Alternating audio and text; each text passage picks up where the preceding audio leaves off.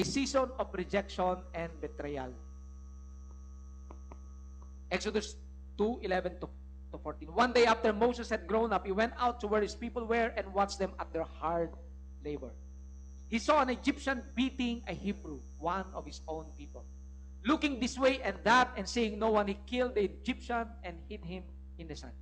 The next day he went out and saw two Hebrews fighting.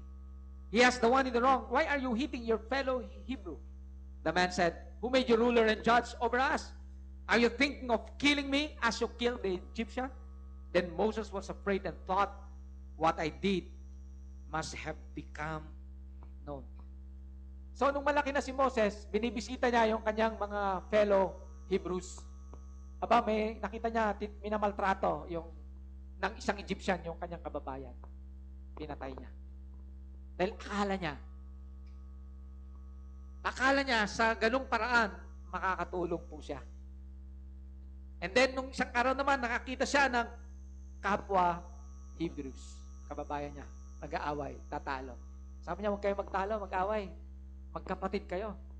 Sabi nila, bumaling sila sa kanya. "Sino ka? Huhusga sa amin. Papatayin mo rin ba kami katulad ng pagpatay mo dun sa Egyptian kahapon?" Akala niya, hindi nalaman yung kanyang ginawa, di po ba? A season of rejection and betrayal. At nung nalaman ng hari yung kanyang ginawa, tumakas po siya. Pumunta po siya doon sa Midian, doon sa wilderness.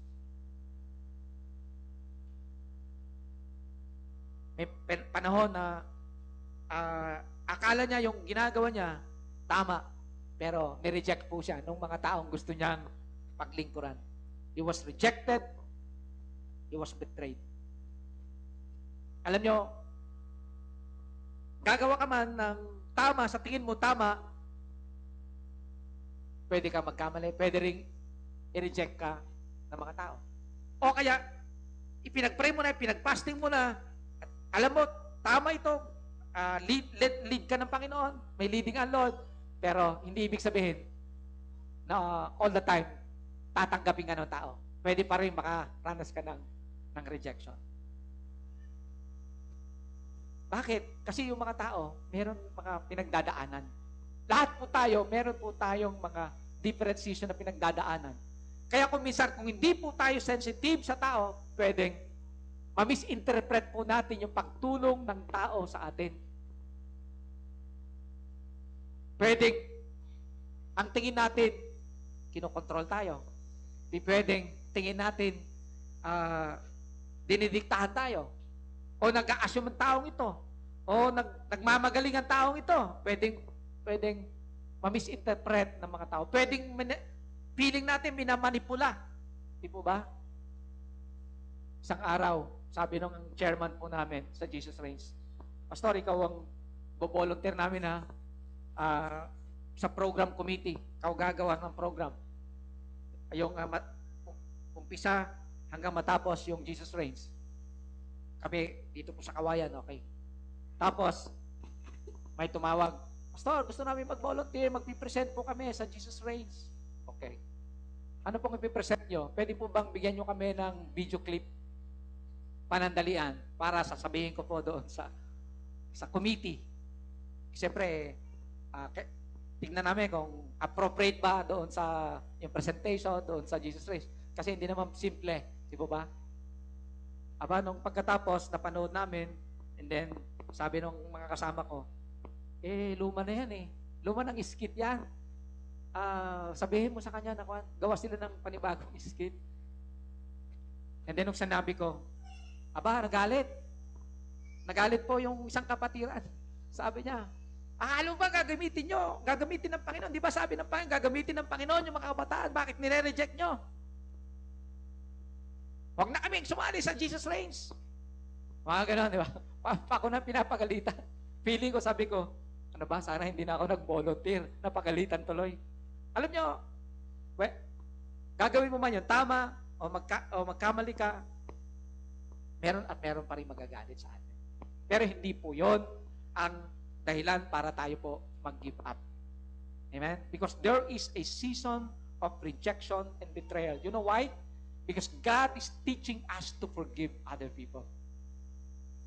Bakit tinuturuan po niya tayo magpatawad? Kasi alam ng Panginoon, in the future, meron pang mga tao, meron ding mga tao na mananakit pa rin doon sa damdamin nyo. Maaring consciously or unconsciously masaktan pa rin yung damdamin po natin. Halimbawa, si Joseph, Genesis 37:5-6, minsan na naginip siya, Jose, at lalong nabuhi ang mga kapatid niya. Nang ito'y kwento sa kanya, sabi ni Jose, napanaginip ako na tayo ay nasa bukid at nagbibigkis ng trigo. Tumayo ang aking bigkis at yumukod sa paligid nito ang inyong mga bigkis. Ano ang ibig mong sabihin ay maghahari ka sa amin? Tanong nila. At lalo silang nagalit kay Jose. So, na-misinterpret yung panaginip ni Jose. Feeling nila mag-ahari. Mag-ahari-harian siya. Aba, pangalawa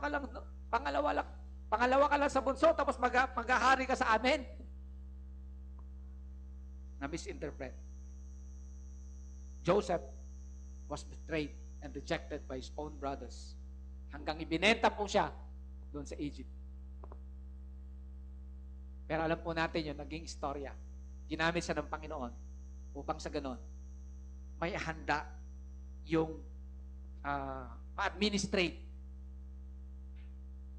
may isaayos yung pamamahala po ng imbakan ng marami pong pagkain kasi alam ng Diyos magkakaroon ng matinding tagutong. Pinadala pala siya ng Panginoon doon para iligtas ang buhay ng marami.